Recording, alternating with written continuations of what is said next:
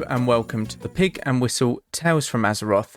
As always, here at the Pig and Whistle Inn in Stormwind, I go through a variety of subjects with regards to World of Warcraft. I grab a bottle or a pint, sit back and enjoy. This week, we're going to be going over the Rate My Dungeon episode, and we're going to be covering the two dungeons in Burning Crusade of Arcanite Crypts and Sethic Halls, both located in the southern part of Terokkar Forest. Both have heroic difficulties like everything else in or beyond Classic, and each offering different challenges, but one is a lot better than the other, I will say this. So we'll start off with Arcanite Crypts. It has two bosses, very, very lackluster amount of bosses in all honesty. The loot in there is not the best. It's actually some of the worst that you can get in TBC, hence why it was run very... It basically wasn't run at the end of TBC. The only time that you would ever run it would be when the daily was Arcanite Crypts in order to get your extra badges from the dungeon. So you wouldn't really run this for any gear-wise. You would only run this for a quest, and even then, a lot of people just didn't do this purely on the basis because, one, it wasn't enjoyable, two, it's not the most profitable or fruitful dungeon. There are dungeons in World of Warcraft that aren't enjoyable, but they do hold very, very good pieces of loot. So they sort of push through that pain in order to obtain that loot. But this one simply is no point for it. No point at all. People would rather just go out and farm gold rather than get their extra badges that day. So it's very linear, Arcanite Crypts. It is literally just a straight line and a couple small rooms where it's a circle and, you know, the only door out is the way out of the room, essentially. You either go back on yourself or you carry on down another narrow corridor. It's nothing too crazy. You're just running in a long straight line, essentially, but it turns every now and again. So it's not a straight line. It's more like a... think of it like you're trying to find a friend's house in a neighborhood and like you're just going around roads, going left, right. You're looking for it, and then you just eventually it all just ends up like at a cul-de-sac, like at an end. That's essentially what Arcanite Crypts is. There's no way back as well. So you either have to Hearthstone out, or if your Hearthstone is on cooldown, run out, which is a very long run, or Ghetto Hearth, which is just you leave the group, wait a minute, and it will TP you to the closest graveyard, which still isn't ideal in any circumstance. So yeah, it's really, really bad. It didn't get a revamp at all, and honestly, it's one of the worst dungeons that could be in WoW, in my opinion. I would have to give it a 4 out of 10. It's quite poor. You know what? I'm going to change that, actually. I wrote 4 out of 10, 3 out of 10. It's really not enjoyable. The first boss in this instance, it increases your cast time by 50% per stack, and this can stack like 4 or 5 times, so it takes like 8 seconds to cast one spell. How is that enjoyable?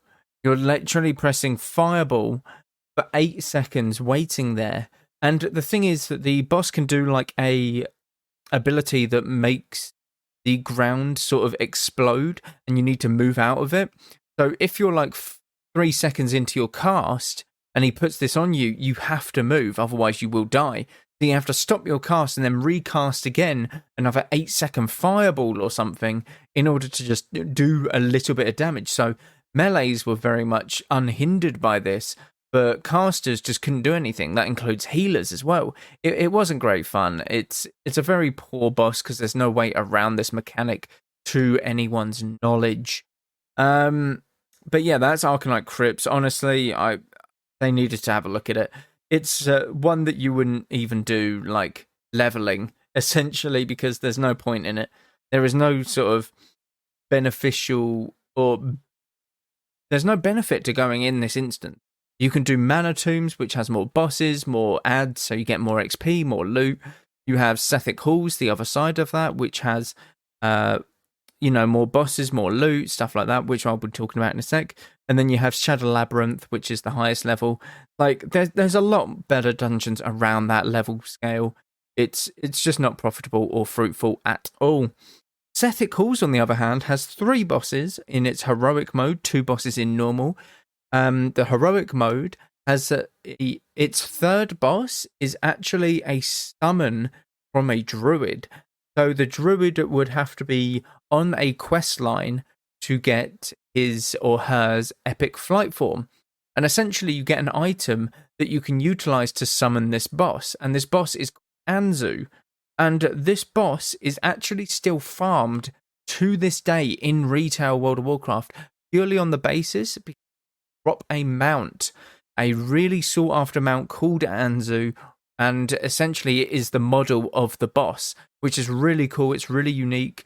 And yet it is still very highly sought after. So a lot of people still go to Terokkar Forest in retail to run this dungeon for the mount, because you no longer need a druid in order to summon the boss, which is really cool. And that's kind of what dungeons should be after their expansion. They should be able to be run through again in order to get something that is a collectible, such as a mount or a pet or a item of transmog or anything like that, because it keeps the dungeon alive. It keeps it relevant in the current expansion.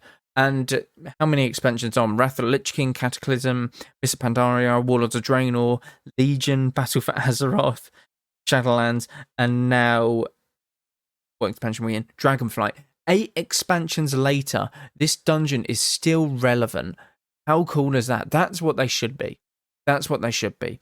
And if I look at the other dungeons that are in Burning Crusade, I think there's only one that is possibly ran as well, and that is Magister's Terrace.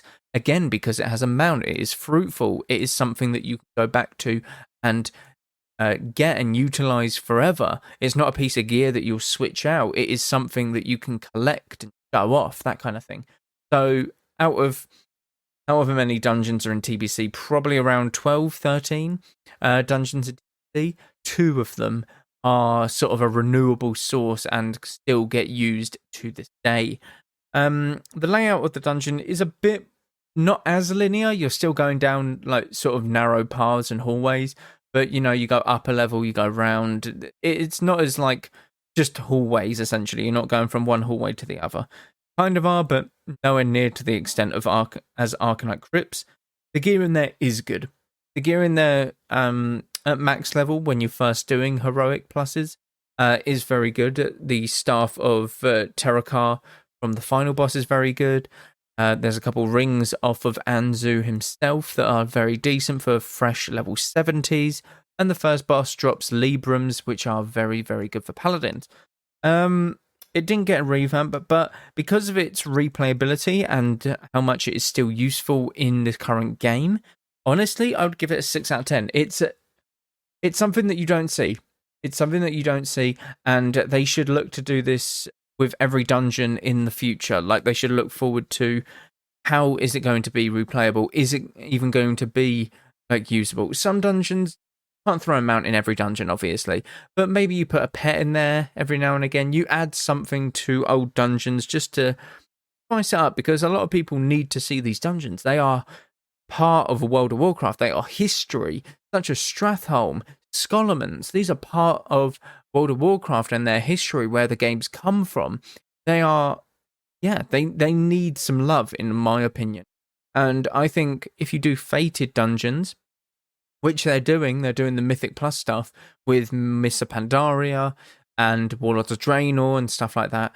They'll do Stratholme and stuff eventually, like Mythic Plus Stratholme, which I think will be amazing. That is when I will get into Mythic Plus, when classic dungeons and stuff come into that pool. I know that they're very linear. Stratholme isn't, though. Stratholme is not a linear dungeon. So, a lot of things can be done in Stratholme, especially like Scholomance as well. It is not a linear dungeon. You can have multiple different types of pools in there, and, it could be really fun. But that's a topic for another day. This one I would definitely rate a 6 out of 10, 7 out of 10, because of its replayability. But that is it for Rate My Dungeon this week. Thank you all very much for listening.